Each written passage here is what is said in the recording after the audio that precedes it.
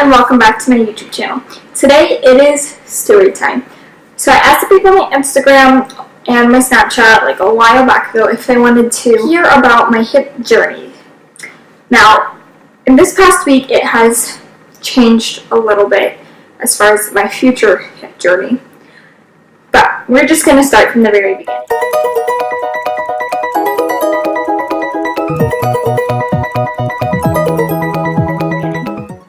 So, back in my sophomore year of high school, mind you, I'm a senior now.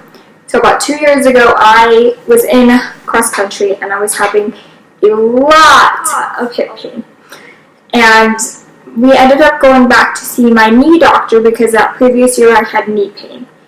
And he cleared me for my knee, but he said, I'm going to refer you to a hip specialist. Somebody that knows more about hips than he did. So we got referred to, it was quite a long time. It probably took 2 or 3 months before we actually saw her. And she said, try physical therapy. Mind you, I was already in physical therapy for my knee the previous year.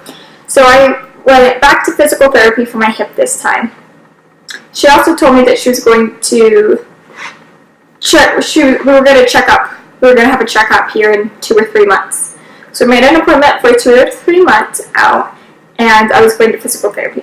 My physical therapist ended up telling me that I had hip impingement, and that physical therapy it didn't work. It wasn't working for about a month, so he told us we needed to go back sooner than 2 or 3 months to try to truly figure out what was wrong.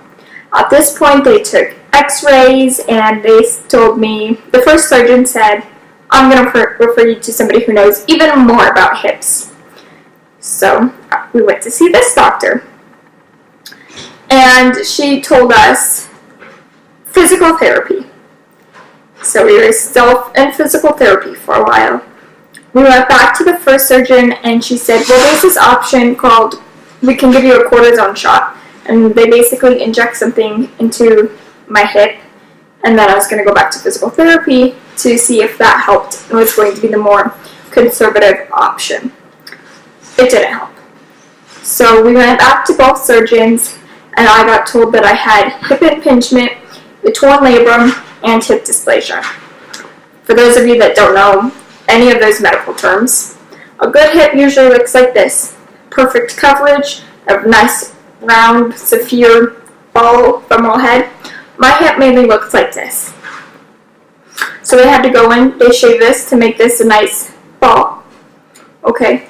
Then they fixed my labrum, which is that little piece right there, and they broke my pelvis and moved it forward and over to give me that nice coverage, and they pinned it in with 4 screws.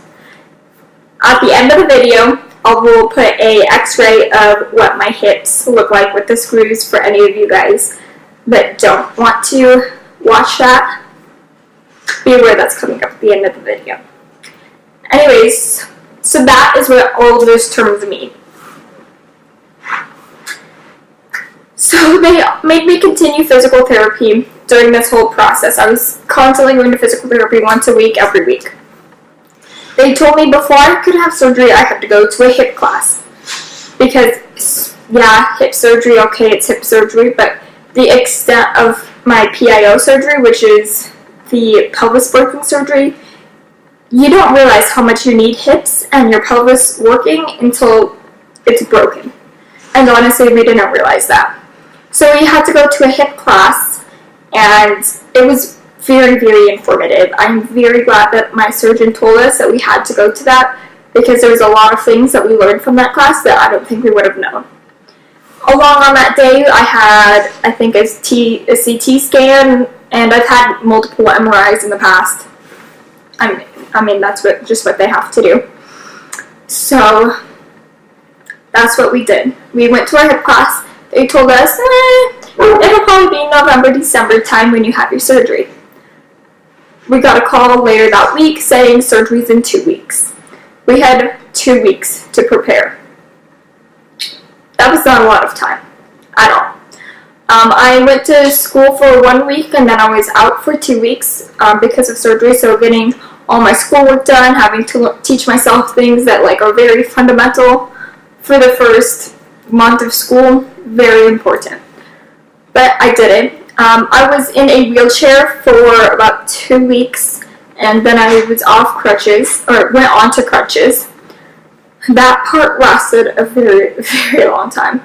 I got off of both crutches sometime in November, and I weaned off into one crutch. My foot was hurting again. At this point, we were kind of thinking maybe it was partly broken, partly because I was having the same like pain, like the spot that I had pain in was hurting that my sister just broke. Like she just broke her foot and I was in that exact spot. So we were kind of like, well, maybe I broke it. Come to find out, I didn't, and thank God, because that would have been really bad. My leg has had and is still learning how to adjust to having literally a brand new hip because of how rough the surgery was, like I explained earlier. So I'm about 13 months post-op, which is crazy to think that. I'm unsure if my bone's completely healed, because they told us don't come back, just go to the first surgeon. Because now that my right hip's better, my left hip is killing me. My left hip definitely isn't as bad as my right hip. They only have to go in and shave the bone and fix my labrum, and that is going to be not as heavy of a surgery. Now, today's Saturday, Thursday we got a phone call from my surgeon's office saying that my surgery is canceled until December or possibly January. So that is a whole nother 2 or 3 months of waiting to have this surgery. Now, I'm thankful but upset all at the same time because of it. And partly because I'd already prepared for it, and then now I'm going to have to re-prepare for everything all over again. But in the end, everything always works out, so that's good. So if you want a video on the recovery of my PIO surgery on my right side, and if you want to stay tuned for 2020 for my recovery surgery on my right side, give it a thumbs up and let me know in the comments below if you would like to see what I remember from my recovery. And if you have any questions, you can always leave those down below as well. Don't forget to like and subscribe. And for all of you that don't want to see the picture of my hips and my screws, leave the video now. But don't forget to like. For those of you that want to see that, continue. It'll be right now.